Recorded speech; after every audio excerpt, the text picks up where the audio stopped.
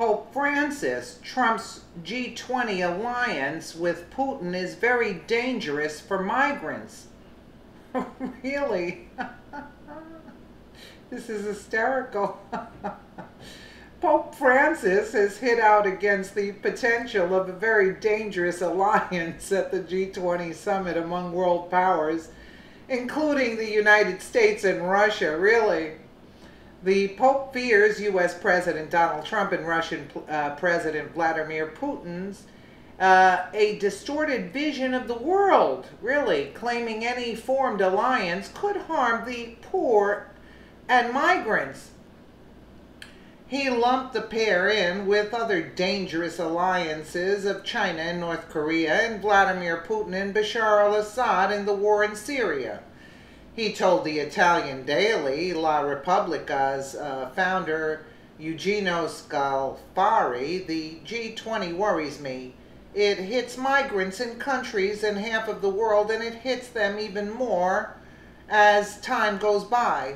The Pope stressed the greatest danger concerns immigration, with the poor, the weak, the excluded, and the marginalized, juxtaposed with those who fear the invasion of migrants.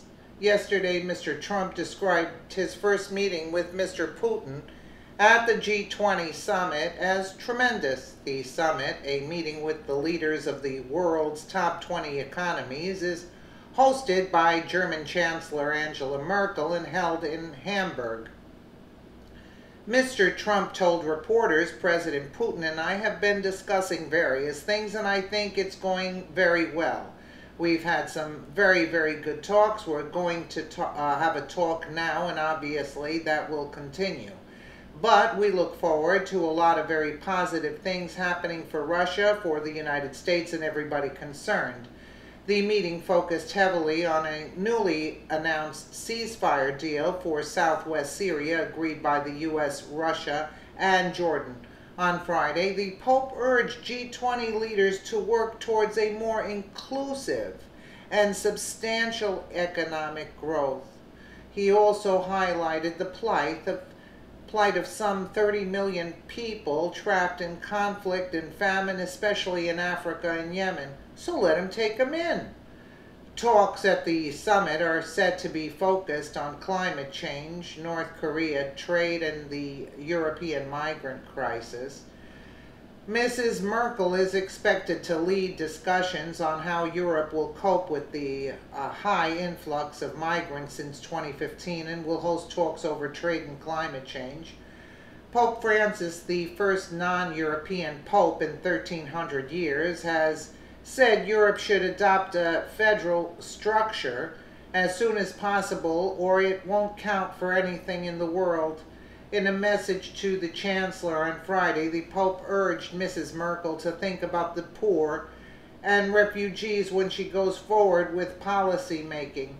He wrote, "In the minds and hearts of government leaders and at every phase of the enactment of political measures, there is a need to give absolute priority to the poor refugees, the suffering evacuees, and the excluded." The 79-year-old from Argentina urged Europe not to see immigrants as criminals in May.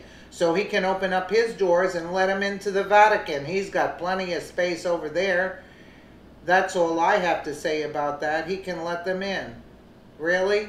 The migrants, the poor, and the defenseless that are like fighting age men coming in, storming the country. Very few children and women are making it over. Let's be real, Mr. Pope Francis. And for 1,300 years, they haven't gotten another pope that wasn't, I mean, really? Now we see the mess.